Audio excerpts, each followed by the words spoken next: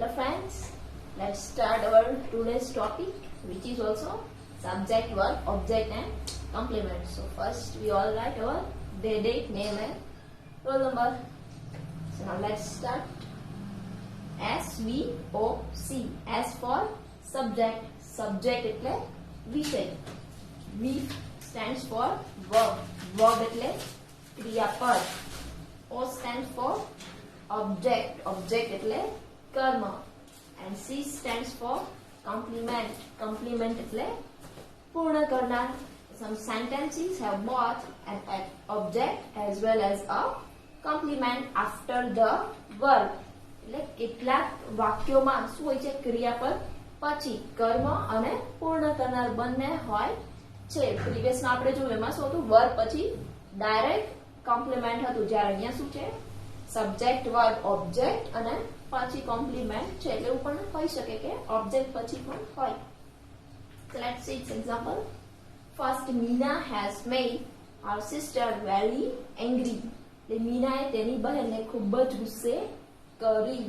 કોણે? તો કે મીનાએ. તો મીના સબ્જેક્ટ બનશે. ક્રિયા કઈ થાય છે ને બનાવવાની, તો વર્બ કયું આવશે આપણું, હેઝ મેડ. મીનાએ કોને ગુસ્સે કરી? તો કે હર સિસ્ટર. તો ઓબ્જેક્ટ કયો બનશે આપણો, હર સિસ્ટર. ને મીનાએ તેની બહેનને કરી, પણ શું એવી કઈ ઇન્ફોર્મેશન મળતી નથી, તો આપણે એડ કરીએ કે વેરી એંગ્રી, ખૂબ જ ગુસ્સે કરી. તો વેરી એંગ્રી છે એ શું બનશે આપણું, compliment. Second, we found the film interesting. એટલે અમને પિક્ચર છે એ રસપ્રદ લાગ્યું. કોને? તો કે અમને. તો વી શું બનશે આપણો સબ્જેક્ટ. વર્બ કયું છે, ફાઉન્ડ. અમને શું રસપ્રદ લાગ્યું, શું? તો જવાબ શું મળશે, ધ ફિલ્મ. ધ ફિલ્મ છે શું બનશે આપણો ઓબ્જેક્ટ. અમને પિક્ચર લાગ્યું પણ કેવું, તો કે ઇન્ટરેસ્ટિંગ. તો ઇન્ટરેસ્ટિંગ છે શું બનશે આપણો compliment. The students seemed the subject difficult. એટલે વિદ્યાર્થીઓને વિષય અઘરો લાગ્યો. કોને આ વિષય અઘરો લાગ્યો? The students. ધ સ્ટુડન્ટ્સ શું બનશે આપણો સબ્જેક્ટ. એક્શન ક્રિયા કઈ થાય છે, લાગવાની. તો સીમ્ડ એ શું બનશે આપણું વર્બ. વિદ્યાર્થીઓને શું અઘરું લાગ્યું, ધ સબ્જેક્ટ. તો સબ્જેક્ટ છે એ શું બનશે આપણો અહીંયા ઓબ્જેક્ટ. વિદ્યાર્થીઓને વિષય લાગ્યો કેવો, કે ડિફિકલ્ટ, અઘરો લાગ્યો. તો ડિફિકલ્ટ છે એ શું બનશે અહીંયા આપણું કોમ્પ્લિમેન્ટ. જો વાક્યમાં કર્મ અને પૂર્ણ કરનાર એટલે કે ઓબ્જેક્ટ એન્ડ કોમ્પ્લિમેન્ટ બંને હોય, તો કર્મ ક્યાં આવશે, પહેલા આવે, અને પછી શું આવશે, પૂર્ણ કરનાર એટલે કે કોમ્પ્લિમેન્ટ છે એ આવશે. રિમેમ્બર, વાક્યમાં હું કે વર્ડથી પ્રશ્ન પૂછતા જવાબમાં આપણને શું મળે છે, કર્મ એટલે કે ઓબ્જેક્ટ મળે છે, જે આપણે ઓલરેડી પ્રીવિયસ લેસનમાં સ્ટડી કરી ગયા છીએ. So now let's start our exercise B. Rewrite the following sentences in the column below. અહીંયા જે એક્સરસાઇઝ આપણને આપી છે ને ફરીથી આપણે આ ટેબલમાં કોલમ વાઇઝ એને ગોઠવવાની છે. ફર્સ્ટ શું છે, સબ્જેક્ટ એટલે કર્તા કેનાથી મળશે, વુ થી. વર્ડ જે એક્શન ક્રિયા પરફોર્મ થાય છે એ.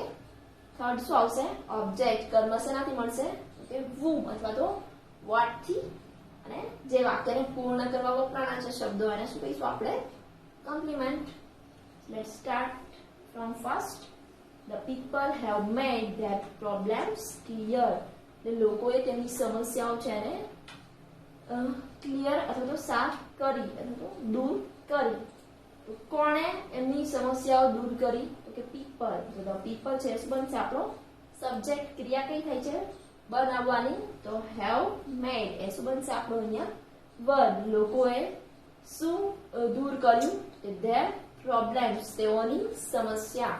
ધેર પ્રોબ્લેમ્સ એ શું બનશે આપણો અહીંયા ઓબ્જેક્ટ. લોકોએ તેમની સમસ્યાઓ કરી, પણ કેવી, તો કે દૂર કરી. તો ક્લિયર એ શું બનશે આપણું compliment. Second, all the girls considered the actor handsome. એટલે બધી જ છોકરીઓને જે એક્ટર છે એ દેખાવડો લાગ્યો.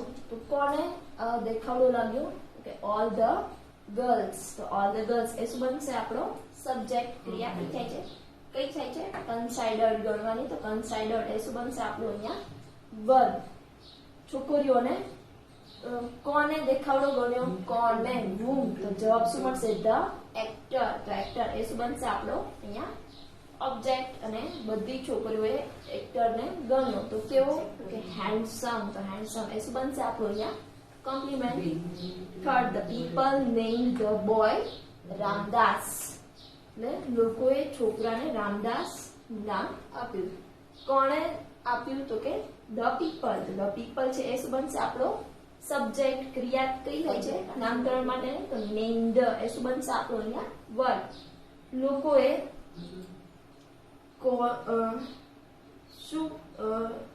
કોને રામદાસ નામ આપ્યું, કોને તો ધ બોય, છોકરાને, તો ધ બોય એ શું બનશે આપણો ઓબ્જેક્ટ. લોકોએ છોકરાને નામ આપ્યું, પણ શું નામ હતું એનું તો કે રામદાસ, તો રામદાસ એ શું બનશે અહીંયા આપણું compliment. Now let's see fourth. The man had to prove him innocent, એટલે માણસે તેની જાતને નિર્દોષ સાબિત કરવો પડતો હતો. કોણે સાબિત કરવો પડતો? ધ મેન, ધ મેન છે એ શું બનશે અહીંયા આપણો સબ્જેક્ટ. ક્રિયા કઈ થાય છે એને સાબિત કરવાની, તો had to prove એ શું બનશે અહીંયા આપણું વર્બ. માણસે કોને નિર્દોષ સાબિત કરવો પડતો તો કે તેને, તો અહીંયા હિમ છે એ શું બનશે આપણો ઓબ્જેક્ટ. માણસે તેને સાબિત કરવો પડતો, પણ કેવું તો કે ઇનોસન્ટ, તો નિર્દોષ, ઇનોસન્ટ એ શું બનશે અહીંયા આપણું compliment. Fifth, I consider you my friend, હું તમને મારા મિત્ર ગણું છું. કોણ તમને મારા મિત્ર ગણે છે તો કે હું, તો અહીંયા આઈ છે એ શું બનશે આપણો સબ્જેક્ટ. ક્રિયા કઈ થાય છે કન્સાઇડર, ગણવાની, તો કન્સાઇડર એ શું બનશે આપણું વર્બ. હું કોને મારા મિત્ર ગણું છું તો કે તમને, તો યુ, યુ એ શું બનશે અહીંયા આપણો ઓબ્જેક્ટ. હું તમને ગણું છું શું તો કે મારા મિત્ર, માય ફ્રેન્ડ, તો અહીંયા માય ફ્રેન્ડ છે એ શું બનશે આપણું compliment. Next, the king appointed the Birbal adviser, એટલે રાજાએ બિરબલને સલાહકાર તરીકે અપોઇન્ટ કર્યો. કોણે તો કે ધ કિંગ, રાજાએ, તો કિંગ એ શું બનશે આપણો સબ્જેક્ટ. એક્શન ક્રિયા કઈ થાય છે અપોઇન્ટ કરવાની, તો અપોઇન્ટેડ એ શું બનશે અહીંયા આપણું વર્બ. રાજાએ કોને અપોઇન્ટ કર્યો તો કે ધ બિરબલ, તો બિરબલ છે એ શું બનશે આપણો અહીંયા ઓબ્જેક્ટ. રાજાએ બિરબલને અપોઇન્ટ કર્યો, પણ પૂરી માહિતી મળે નહીં શેના તરીકે તો કે એડવાઇઝર, સલાહકાર તરીકે. અહીંયા એડવાઇઝર છે એ શું બનશે આપણું compliment. The children left the room quite untidy, ને છોકરાઓએ રૂમ છે એમ ગંદો છોડી દીધો. કોણે છોડી દીધો કે ધ ચિલ્ડ્રન, તો ચિલ્ડ્રન છે એ શું બનશે આપણો સબ્જેક્ટ. ક્રિયા કઈ થાય છે અહીંયા લેફ્ટ, છોડવાની, તો લેફ્ટ એ શું બનશે આપણું વર્બ. છોકરાઓએ શું છોડ્યું તો કે ધ રૂમ, તો રૂમ છે એ શું બનશે આપણો ઓબ્જેક્ટ. છોકરાઓએ રૂમ છોડ્યો, પણ કેવી રીતે તો કે ક્વાઇટ અનટાઇડી, તો એ શું બનશે અહીંયા આપણું compliment. The fairy turned the frog purple, એટલે પરીખ છે એને દેડકાને જાંબુડી રંગમાં ફેરવ્યો. કોણે ફેરવ્યો કે ધ ફેરી, ફેરી એ શું બનશે આપણો સબ્જેક્ટ. ક્રિયા કઈ થાય છે ફેરવવાની, ટર્ન્ડ, તો એ શું બનશે આપણું વર્બ. પરીએ કોને પર્પલમાં ફેરવ્યો તો કે ધ ફ્રોગ, તો એ શું બનશે આપણું ઓબ્જેક્ટ. અને પરીએ દેડકાને ફેરવ્યો કે શેમાં તો કે પર્પલમાં, તો પર્પલ એ શું બનશે અહીંયા આપણું કોમ્પ્લિમેન્ટ.